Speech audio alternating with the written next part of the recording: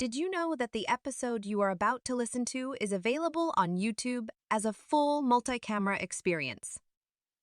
Search for the Murder Police Podcast channel on YouTube. Subscribe and see what you have been missing. 1,000 years ago, the Chinese used to put rice in people's mouth, and they would ask them a question.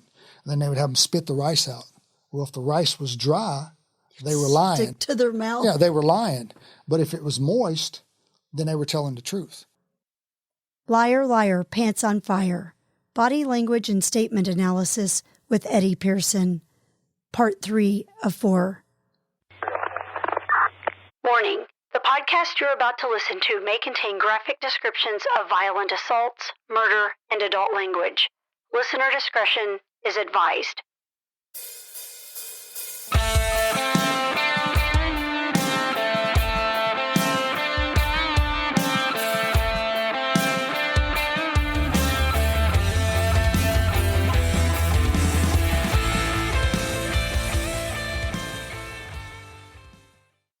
Talking about that cognitive load I think that's why I hit on that minuscule smoke screen, is that what I saw is that if they ran too hard, they're reducing that load that way. Exactly. And they get a lot of comfort because they're telling really solid truths in that moment. Because they'll shut down on That's you. it. That's it. So As soon as you said that about the cognitive load, I was like, you could feel that they were getting more comfortable from that. And I think that's why it's important to bring them in. But providing is a big deal. What do you say instead of I understand? I don't say anything. You just say nothing. Yeah, I don't say anything. Just let it go. There's a technique out there called elicitation. And I use this on my wife a couple times just to hope she's not listening. That poor lady. I'm totally calling her when you leave. She probably uses it on me, and I just not smart enough to pick it up, right? So elicitation is basically you make a statement. It's how some of our government agencies recruit foreign spies. You make a statement, and you just let the statement go. Like, I'm sick of this rain. Don't say anything else. If you're in a conversation with somebody, like, I'm sick of this rain. I'm tired of mowing my grass. My grass is growing I got so many weeds because of this rain, and just stop talking. All right. My wife sent me a text. We went to go to lunch, and she sent me a text the other day, and I was having this conversation with somebody in my office. So she texts me and says that she's going to come by and pick me up. And I said, okay, just text me when you get to my office. So I'm having this conversation with this detective, and about the time my wife texts me, and I said, watch, I'll show you how this works. She said, I'm here. That was the text she sent me. And I said, I'm here. And I just repeated what she said and put a question mark behind it. She said, Eddie, quit being so damn stupid. Yeah. You know what I mean? I'm in the parking lot. Yeah, she said, I'm in the parking lot. And I said, see, that's my point. You stop saying that, they will give you more information. It's called elicitation. Yeah. Works wonders. You try it in an interview, it works great. Yeah. So when I teach a lot of elicitation techniques. I said, just use them, you know. The worst thing that's going to happen is nothing. They're not going to say anything. And silence is golden. They say when you ask someone a question, the first person to speak is the person who loses. So if you ask someone, did you steal that watch from Walmart or Kmart or wherever it's at, Did you steal that watch from that retail store? And just stop talking. Yeah. And if they don't say anything, or are you the kind of person that would do this? Or are you and you just keep asking them questions and they're just sitting there, you're losing. Don't say nothing. Yeah. And one of the hardest things to do is get detectives to stop talking. That's hard to do. Yeah, you need them to fill the void because they will. They will. It may take longer than you and I are thinking that we want it to, but I agree with you. They have to be the first one that fills the void. If I ask you a question and I stop talking, 5 seconds to me, maybe 20 seconds to you. Yeah. And they're like, I got to say something. I think it's just that awkward pause. And I was sitting here thinking while you said that, and I went to one of my centers Thursday, and I walked in, and a little girl, she's 4, and somehow they start talking about their dogs and my mom's name's this. And so I've said what my mom's name was, and somehow a dog gets brought up. And I said, well, I played with my dog this morning. I'm trying to insert myself in the conversation with these kids. And she just looks at me and she goes, okay. And I was like, this is so awkward. I looked at the teacher and I'm like, so awkward. So you got... Like she just said, okay. And I was just like, thinking, I guess I was expecting her to ask me more questions. So like, you got what did you all blown play? by a 4-year-old. By a 4-year-old. But it was, I said, well, I played with my dog and we played Frisbee. And she goes, okay. I said, wow, this is really awkward. Yeah. I just walked off from But the that's a kid. good example of what happens in here. Yeah, you just feel like, wow, I don't even know what to Because say now. I think on the other side, what they're thinking is, if I don't talk, I'm going to look like I'm lying. Oh yeah, That's it. And there's that cognitive load again. I got to explain this. Right? Yeah, I can't let this sit. So it works wonders. I tell everybody, I said, use it. It works. It made that the body language cues, and I encourage everybody. I said, listen, just go on YouTube. There's all kind of information on YouTube. There's tons of books out there. Read. I constantly read research papers. I get on Google Scholar, read all these research papers on body language. Body language has been around since basically the beginning of time. We all have children, and how do you communicate with your children before they start talking? Body language. Mm-hmm. When I was out here last time, we was looking at George, the horse, and I was asking David, I said, why does George stand with his foot like up, his hoof up like that? And so he explained it to me. Well, he knows that because of George's body language. Yeah. Now, he may be able to talk to George, I don't know, but if George came walking across the field, David could probably say he's not feeling good because I can recognize his body language. Well, our kids are the same way. If your kids go to school and they're walking up the driveway, you can look out the window. If they don't realize you're watching them, it's like, well, you had a bad day at school today. Shoulders are slumped down. Right. And that's a good point. Speaking of shoulders, a lot of times when you interview people, you want to look at the distance between the earlobe and the shoulder, whatever that distance is. When that distance closes, when it gets smaller, that's an indicator. When people shrug their shoulders, tense or something. Right, they'll get tense. It's so funny you said that, because the other night I was on my Peloton and the girl says, as we're starting to get ready to ride, she says, do some neck rolls. She says, move your shoulders from your ears. And I'm like, oh. Yeah, because you'll get tense. Elongate your spine and pull your shoulders from your ears. And then I was like, wow, they were up there. I was just squatted down. But, it's so funny. You were talking about the communication. All I could think is texting my son, who's 17, and I'll send these little inspirationals, as I know the Life 360 tells me he's at school, and I'll say, have a great day, really focus on your test that you're going to take. You're going to do great today. And I love you. And you get back, okay. Yeah. I'm like, wow. Yeah. It's like, but that's also, I think it's Jasper. I think it's generational. And he probably knows it drives you nuts. Like, okay. That's kids, Jasper knows how to push your buttons better than you know. That's so kids, yeah. If a 4-year-old can get you, you're 17-year-old. Oh my gosh, that you've been hit girl. by a car. You've been hit by a car. Yeah. When your kids are, and my son did this when he first starts school, you take him to school and he gives you a big hug and he's, I'm going to school and he has a great day. Well, then when he gets about 9, he gives you that side hug thing. And you're like, and then when he gets a little older, you're like, oh, I don't need a hug. I'm good. And that's kids. High school, it's like, drop me off 2 blocks away. Yeah, drop me off 2 blocks away. I don't want anybody to know I got a parent. Yeah, I don't want anybody to see I don't want anybody to see me This with is you. BS. That's kids. Stranger danger. Right? Yeah. But during an interview or an interrogation, I look at the shoulders. You'll just see those shoulders tense up, and I've seen those shoulders tense up, and people will like put their legs up and put their feet in the chair, and they're like in the fetal position. Yes, yeah. I'm like, what's? Oh, you need to unwind there. Yeah, and then what you got to do is you got to get them to loosen up and open up. And like I said before, when you start talking about their emotional drivers, their kids, their family, their education, their business, their career, whatever, and you start talking about that. I remember interviewing, it just jumped into my head. I interviewed a lady one time that was what do they call the handwriting? Oh, what is that? I know it's handwriting analysis. Calligraphy? Calligraphy. There we go. Yeah, I couldn't think of the name of the word. She was a calligraphist, and I'd never heard the word calligraphist. I said, what is that? She said, handwriting. I said, oh, really? How does that work?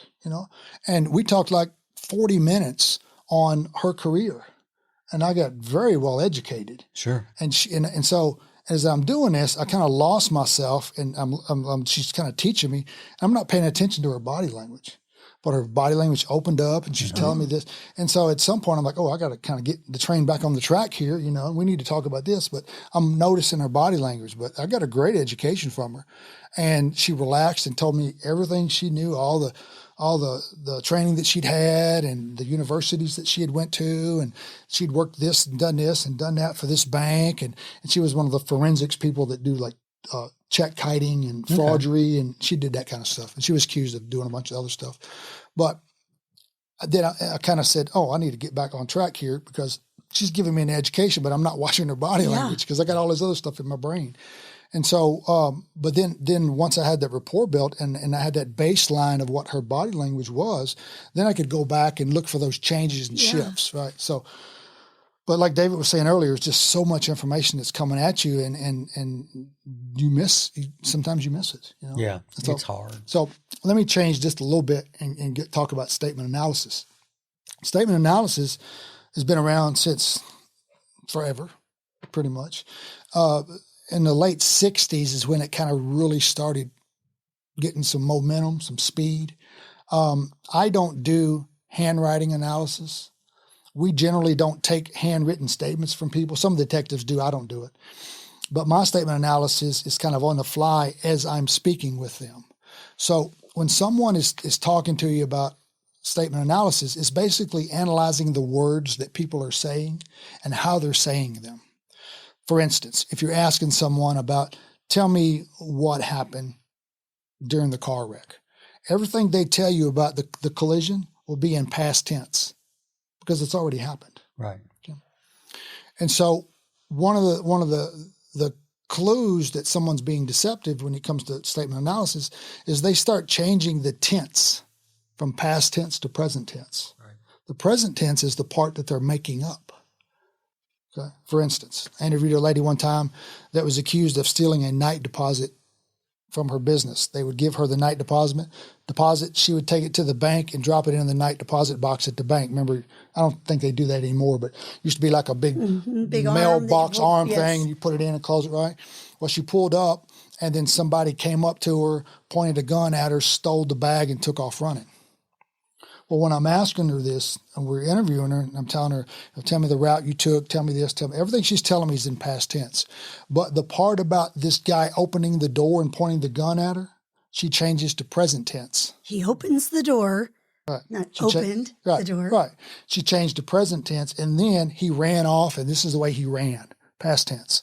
So I was like, this is a problem. Yeah. Right. So we went back and I talked to her about it, and she eventually said it was her boyfriend. They had set it up. He met her there. She gave him the money. She called the police and said she was robbed, and she wasn't. It was her boyfriend. But the only way I found that could figure that out is because she changed the tense of what she was talking about. Interesting. So it's very hard. It's very subtle, but you can pick up on it.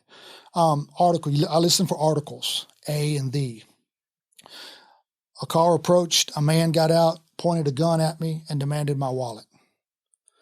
If someone makes that statement versus the car approached, the man got out, pointed the gun at me, and demanded my wallet. The only two differences is the article a and the. If someone says, a man, a car, a gun, they probably don't know the man, the car, or the gun. Probably never seen him before. But if they say the man, they know who he is. They've seen him before. The car, right? The gun, they know, they have some more information about it. All right. So a lot of times people say, well, the bartender threw me out of the bar versus a bartender. Well, they know who the bartender is because they've been in the bar drinking. Yeah, good idea. Right. Yeah, so you kind of listen for that. Listen for those article changes. A lot of times you'll hear people that are being deceptive. They'll drop pronouns. I'll say, Wendy, what time did you get up this morning? Tell me everything that happened from 5 o'clock this morning till noon. Got up at 5 o'clock, took a shower, washed my hair, ate breakfast, got in the car, went to work. Didn't use one personal pronoun. I got up at 5 o'clock. I washed my hair. When people use the word I, we, us, them, they're taking possession Kind of owning that. Yeah, they take possession of it, right? So a lot of times what people do is when they're deceptive, they will drop those personal pronouns. That way it doesn't tie them to the action. There we go. So you'll see them there. A little bit of dissonance. Right. Yeah. Dissonance. I think people need to learn how to lie better. Maybe after this, Eddie. No, they don't. No, they don't. No. Yeah. No, it makes our You're job. giving away all the secrets, I feel like. But can I say something? And sometimes I think about that. And even on the show, sometimes there's things we don't talk about in specifics because I don't want to arm people. But I will say this, just like you said, you had people sit the right way. We'll be back after a quick break. Do you want to hear new chilling tales? Check out Lore and Crime, a gripping podcast that explores true crime, disturbing lore, and eerie historical events, all narrated with a haunting, cinematic touch. If you like your stories served with shadow and fact, step into the past with us. Lore and Crime. Subscribe now, wherever you get your podcasts.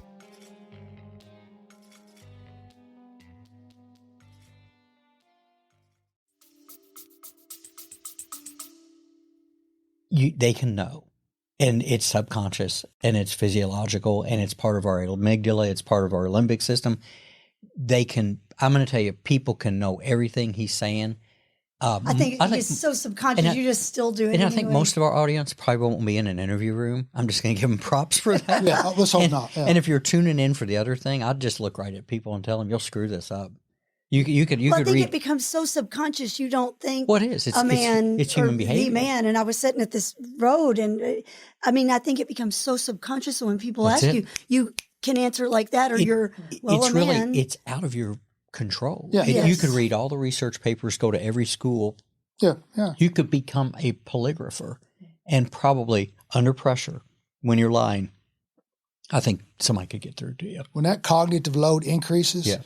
it's extremely, extremely difficult to control all. I'm not saying it can't be done, but it takes a tremendous amount of practice. Yeah, I mean, Right. look at our kids, right? I mean, when they're young, look at when we were kids. Right. And, cognitive load, we could give it other names like a spanking back then. But what I'm getting at is that, but listen, we've all sensed that when we're confronted when we're a kid with dishonesty from our parents or whatever. And all of those emotions really don't change into adulthood because they're wired in. And so load is the right word. I'm glad because like when you were talking, and I'm glad you got to the point about the movement of the chairs and things like that. Is I don't want a place where they can dissipate that energy and ride that energy off, except body language and verbally. Right. And so again, we could even because I joked. I think when I promoted your polygraph piece is like. I think part of the promotional part I did is like tune in and learn how to lie. I mean, you need to lie. Are you going to a polygraph tomorrow? I got a show for you. It's like, but because there are people that they're like, I'm going to find the secret, right? I'm going to find the secret. It reminds me, you see him rub his hands like that? Yeah. Scheming, wasn't he, Eddie? When you're dealing with somebody, if they rub their hands real fast like that, it's probably a good deal for you and them. Mm-hmm. Like if you're going to go buy a new car, you're talking to the salesman, and the numbers look good, you're happy, he's rubbing his hands real fast, it's probably a pretty good deal for you and him. Mm-hmm. If they rub their hands slow, it's probably only a good deal for just the one person. Ooh. Why? Because the slow, you ever seen when I was a kid, there was a cartoon on, there was this cat, and this cat would say, yeah, I'm going to get that little rat. Yes. And he would rub his hands real slow, Yes. conniving, That's scheming. what I was going to say. There we go. That's exactly what it is. So Yeah. I'm going to get him on this deal. Right. And how Versus, I'm so excited, let's go. So when you go to the restaurant and you say, what do you recommend? Well, and you see them rub those hands real slow, and you're like, I think I'll take the lasagna. Yeah, they're thinking about that chicken that sat they're out thinking last about, night. yeah, right. So We can unload that on him. yeah. So I seen him do that, and I was like, ooh, let me talk about this. I love it. And I hate, and I'm sorry. Your poor wife probably, bless her, I have to say this again. I got to get her back out here because No, let's not do I that. just think she just needs to sit in a chair at home and don't even make eye contact. And you know what? Put a bandana on, ma'am, because he's going to look at your forehead. Yeah, but keep your bangs down. But I'll say this too, that even when you're not trained in it, I think there's, like we said, we measure that in other people. When you go back to who we are as creatures, that is all part of the fundamental thing of how we survive and thrive. I use Go Eddie. Yeah. I use these things called themes. It's the read technique, Right. and most police officers have been trained in them. I use this thing called the read technique, and I develop themes. And themes are basically a reason for someone to admit to doing something. And a lot of times people say, "Well, I just don't remember. I can't remember that." And you talked about the amygdala. The way my brain works is I'll hear something will click, and I'm like, I need to talk about that. He mentioned the amygdala, and I'll say, "Well, listen, that's not the way memory works. Memory doesn't work that way. What do you mean? You remembered all the way back to you were in the 5th grade when you skipped school. You remember the lyrics to a song, the Star Spangled Banner? That song's over 200 years old, and you can still remember the lyrics to that song. So you can't remember what you did last month? I'm not buying that. Yeah. I say, because that's not how memory works. Your memory works this way. Let's say, for instance, you leave here today, and I go back to telling them they're leaving today. You leave here today and you go out here to this parking lot. You get in your car and you pull out of the parking lot. You're going to make a left or a right. Okay? Even if you you turn the wrong way, that's no big deal. That portion of your memory is made by the prefrontal cortex in your brain. So if you make a decision and you go right and you should have went left, well, you can just go down here to the four-way stop, do a U-turn and come back. No big deal. Nobody cares. Okay? It's a mistake. Nobody cares. What happens is when we start using alcohol, illegal drugs, we start making mistakes that we normally, that are outside of our character, our amygdala makes that decision. So let's say you pull out of this parking lot and you're going to make a left or right, but I'm in the passenger seat yelling and screaming, make a left, hurry up, make a decision, do this, do that. And there's smoke and there's gunfire and there's people behind you honking the horn. That cognitive load in your brain increases, that pressure increases. When that happens, the amygdala kicks in and makes that decision. The amygdala doesn't always make the best decisions for us. That's why we call it the lizard brain. Exactly. It's the lizard brain, right? And so that it doesn't always make the best decision. So when those decisions are made, like having sexual contact with your granddaughter, it's probably a mistake. It's not anything that was done intentionally because you didn't intentionally try to hurt her. So it's either a mistake or it's something that a predator would do intentionally.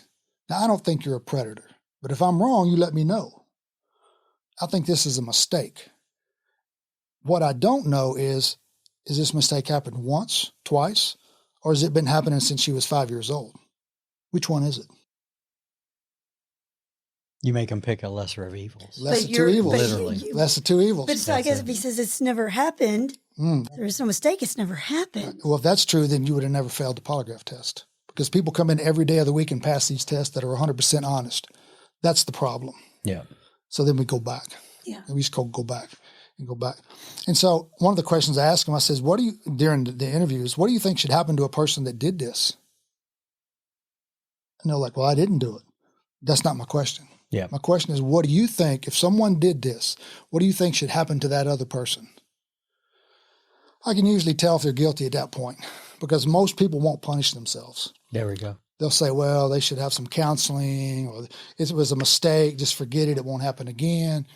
If somebody says, well, they need to be castrated or put under the jail or they need to be hung from the high water, a lot of way they answer those behavioral analysis questions can determine on what they think about why they're there.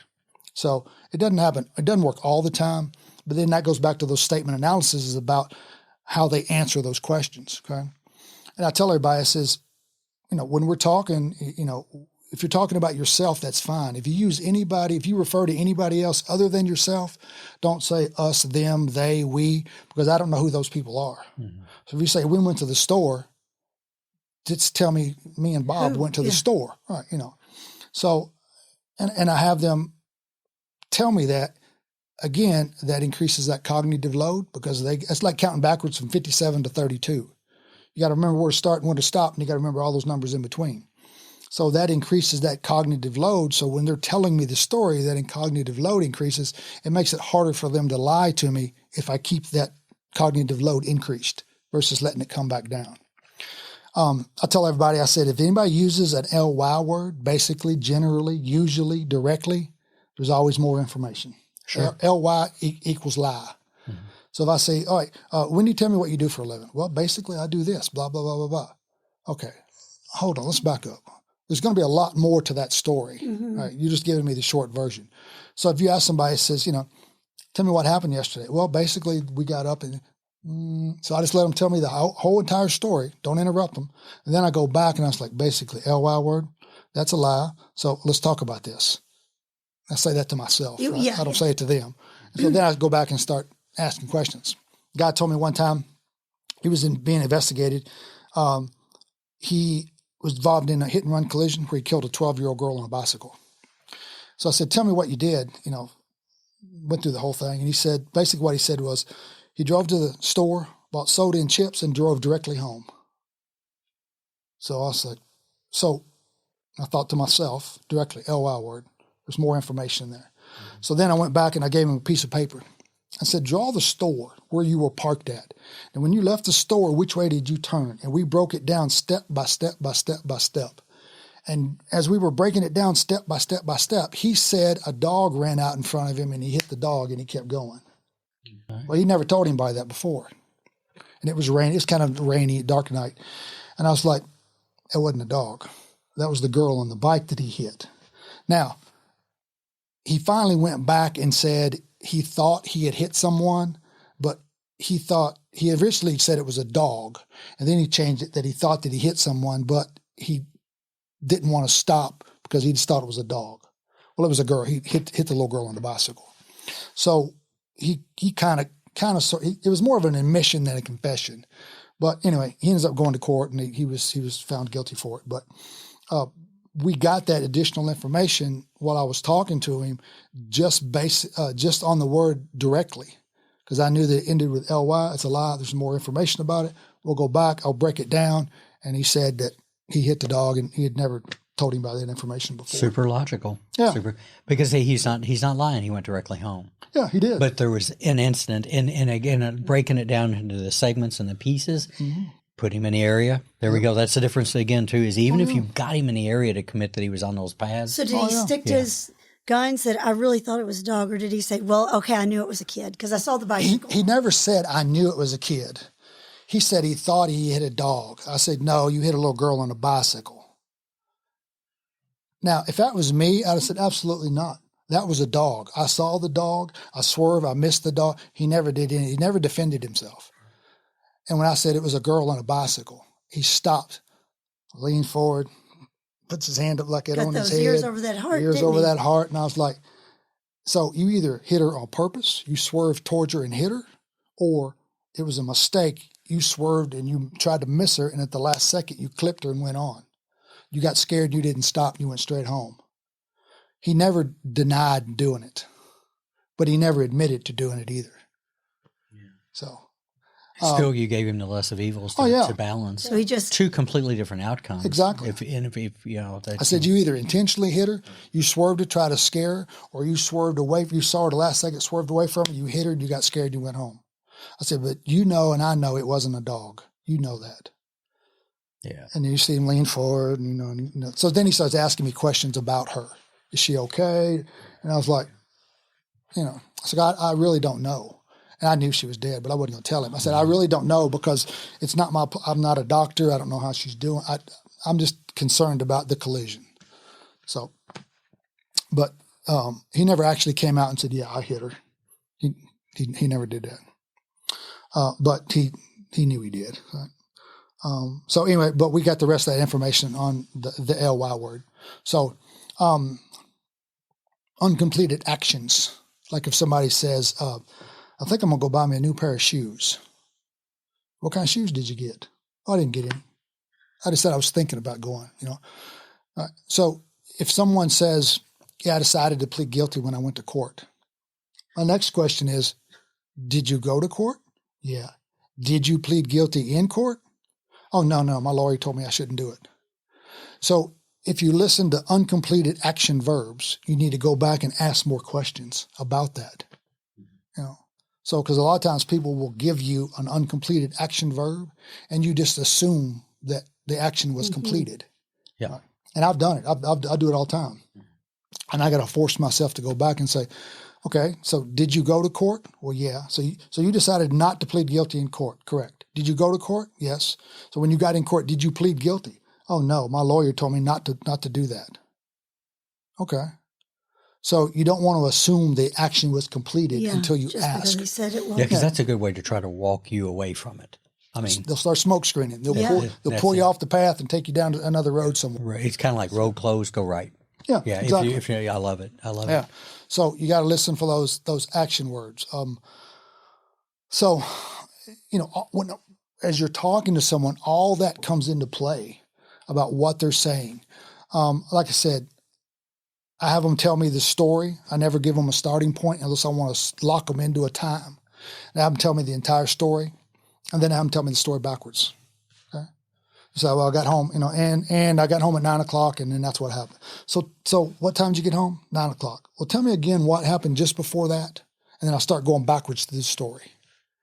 So if they add more information, they're probably telling me the truth about the forward motions of the story.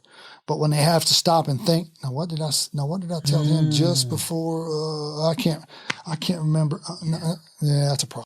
Good point. Because if they're walking back and they're telling the truth, now they're recovering memories. Yeah, they don't think that about went through, and that are important. But I like that too. But if you've lied, there we go. You remembering, like you said, of those 6 things. Yeah, and now those 6 things have to kick in. Yeah. And you got to remember, and it's hard to do. Think about that. And when I teach a class, I make everybody stand up. I said, I want everybody to stand up. Everybody in class stands up. I said, I want you to walk around the room backwards. Everybody starts walking backwards.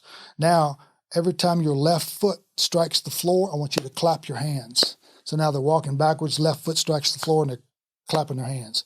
Now, every time you clap your hands, I want you to start at 57 and count backwards to 32.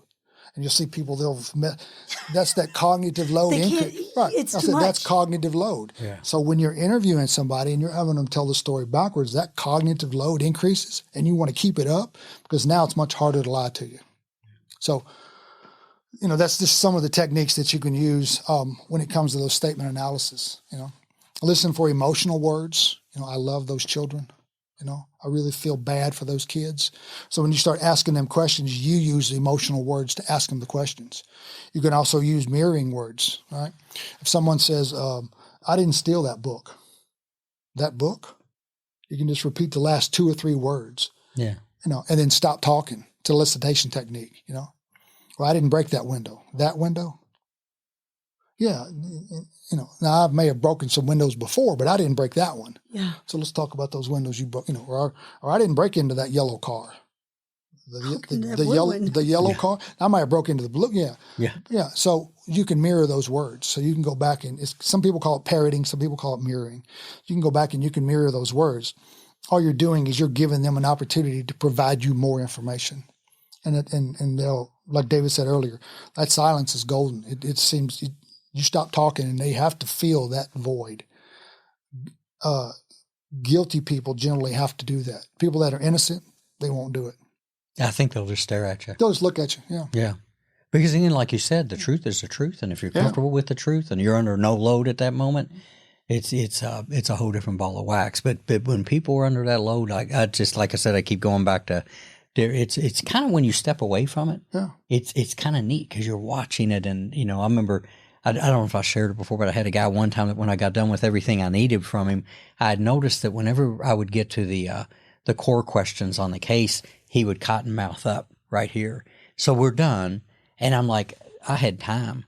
So what I would do is just started talking to him, and every now and then I'd go back to the thing and I'd be like, in my mind, I'm like, there it is. And I'd back off and get comfortable again and it would go away. And I'd come back into it and he'd get cotton mouth again. I finally quit 3 or 4 times because I had shit to do. Mm. But at the same time, it's like when you can step away and you can see it, you're like, wow, that means something, It reminds me of something I need to talk about. And I'm glad you brought this up. Cottonmouth. Right? When you lie, cognitive load increases in your brain. Cortisol enters the bloodstream. Your blood goes from the extremities of your body to the center core of your body to protect all your vital organs. Okay. Mouth starts to dry up. You'll get cotton mouth, and your eyes will start to dry. So something that nobody ever talks about, blink rate. When you talk to people, look at their eyes. Most people blink about 15 to 18 blinks per minute. Okay. When cognitive load increases, 1 or 2 things are going to occur. They're really going to start blinking fast because their eyes are starting to dry out, so they need to lubricate the eyes, or that blink rate will go down to like 4 blinks a minute. Mm. If you're playing a video game, you're reading a book, you're watching a movie, if you look at someone's eyes as they're watching the movie, that blink rate will really slow down because that cognitive load increases. They're concentrating on the movie, playing a video game, watching a book. All right. The opposite occurs. All right. They'll start blinking real fast to try to lubricate the eyes. When people lie to you, you look for that deviation.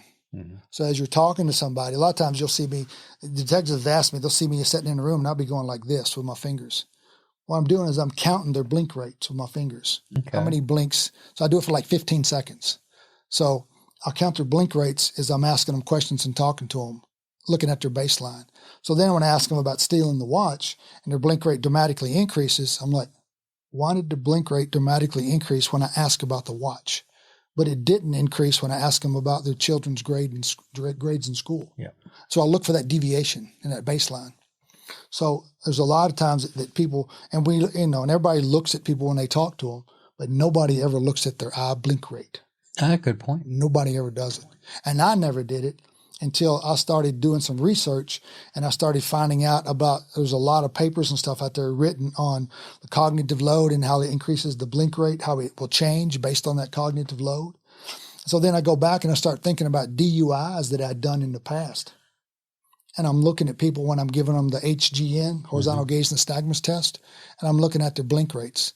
And I noticed that people that were not intoxicated, I didn't see a big difference in the change. But anytime I could notice that someone's eyes, the HGN really set off, you could see them blink their eyes a whole lot, and it was real red and they're glassy, and they blinked their eyes a lot. And so I'm thinking of, why at the time when I was doing it, I didn't know why it happened. But now going back and researching it and looking and watching these interviews, a lot of times I'll sit there when I'm talking to somebody, I'll just look at their blink rate. Yeah, good point. And I'm like, well, I need to go back and, it doesn't mean they're lying. I just need to go back and ask them the questions about why did it change at that point. So now I'll go back and start asking them those questions. But when those mucous membranes start to dry out, you'll see those little white protein marks on the side of their mouth. And 1,000 years ago, the Chinese used to put rice in people's mouth, and they would ask them a question. And then they would have them spit the rice out. Well, if the rice was dry, they were lying. Stick to their mouth. Yeah, they were lying. But if it was moist, then they were telling the truth. That was one of the lie detection techniques they used, hundreds of years ago Ancient in China. Chinese secret. Ancient Yeah, Chinese exactly. secret, They were onto something. Yeah, exactly. And again, you can't control that. You can't. That's what I'm saying is that these physiological and things that happen, like the chemicals that get pushed through our body, are there for a reason. They've been there forever. Hopefully that's why we're alive again. But you can't control that. You can walk in and think you can control that, but you won't be able to. I think that's what's brilliant about it. So, a lot of times you'll ask people questions. They'll give you a referral statement. Hey, there's more to the story, so go download the next episode like the true crime fan that you are. The Murder Police podcast is hosted by Wendy and David Lyons and was created to honor the lives of crime victims, so their names are never forgotten. It is produced, recorded, and edited by David Lyons. The Murder Police podcast can be found on your favorite Apple or Android podcast platform, as well as at murderpolicepodcast.com, where you will find show notes, transcripts, information about our presenters, and a link to the official Murder Police Podcast merch store, where you can purchase a huge variety of Murder Police Podcast swag. We are also on Facebook, Instagram, and YouTube, which is closed caption for those that are hearing impaired. Just search for the Murder Police Podcast and you will find us. If you have enjoyed this podcast, please subscribe for more and give us 5 stars and a written review on Apple Podcasts or wherever you download your podcasts. Make sure you set your player to automatically download new episodes so you get the new ones as soon as they drop. And please tell your friends. Lock it down, Judy.